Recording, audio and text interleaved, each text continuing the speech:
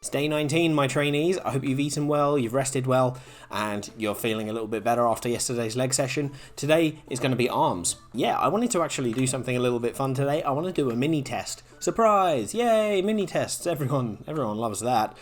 But look, basically this is going to be for all levels. So once you've done a good warm-up, go from the main menu into quick play and then go to the simple tab. There are 5 challenges we're doing. The first 3 green backed challenges, which is pectoralis major, latissimus dorsi and deltoids. Complete each of those and then go to the 2 pink backing challenges, mighty pectoralis major and mighty deltoids. These will be some fun different tests for us, and we'll have another go next week and see if there's any change. So it gives us a little bit of variety with our work this week. Perform them with good posture and good full movements. If you're cheating the movement, you're only cheating yourself in the end, so it's not worth it. Alright, now once you're done, jump into the playlist for your level. Level 1s, you'll have some fatigue on you from the test, so shake it out with an overhead arm twist to have an easier start and recovery. We'll then go into the Crate Crasher minigame, which uses a lot of fast forward presses and some aiming as well, so you'll feel the burn near the end. Go into the bow pull movement and make sure you have a good base of support with your feet, light bend in the knees, and keep the elbow that you're drawing back near the same height as your chest. Stay strong for a round of overhead press, keeping your elbows at that 45 to 60 degree angle away from the midline, and then we'll go for a round of the Robo Wrecker mini game. There are a lot of presses here, a lot of pulls and some twists to make for an interesting recovery period. We're then going to perform the back press, which hits the big muscles on the back well and serves as counterpoint to those chest heavy mini games. Recover with a set of overhead arm spin, ensuring you're standing tall, making good full circles without moving your legs or hips, and then finish with front press. Keep the ring as horizontal as possible and lean forward slightly to increase the work on the pectoral muscles. Level 2s, we're doing supersets again today, so we're performing 2 exercises and then resting for a full 2 minutes before jumping into the next set of 2 moves. Start with the overhead bend and shoulder press. The isometric hold of the upper body with shoulders stretched counters the shoulder presses for contractions across the deltoids. Repeat these 2 moves and then go into the next set of front press and back press. These are a classic duo with pectoral contraction from the front press before back presses, rhomboid and trapezius work. Rest for 2 minutes before repeating those moves, and then we go into our final duo of moves. Seated forward press, which gets the abs and shoulders, and the warrior 2 pose, which rotates the shoulders and stretches your legs and chest. You're going to have performed these before now, so make sure you're keeping that good form. Once you've rested, feel free to repeat the whole playlist up to 2 additional times depending on your fatigue level. My level 3 trainees, it's time for the supersets.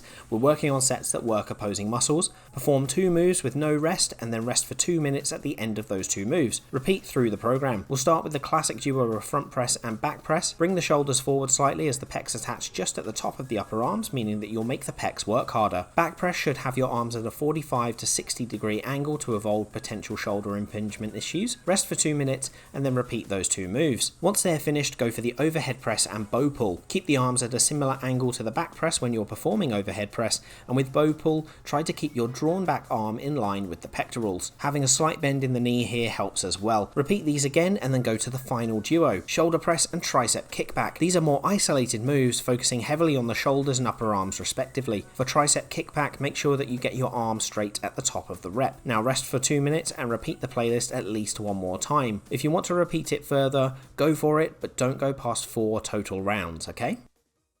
So there we go, that's arm training for today. I really wanted to mix it up a bit using supersets, using some different work, and yeah, I think I've achieved that, and I think it's going to have a bit more variety and a bit more fun for you, especially with those tests.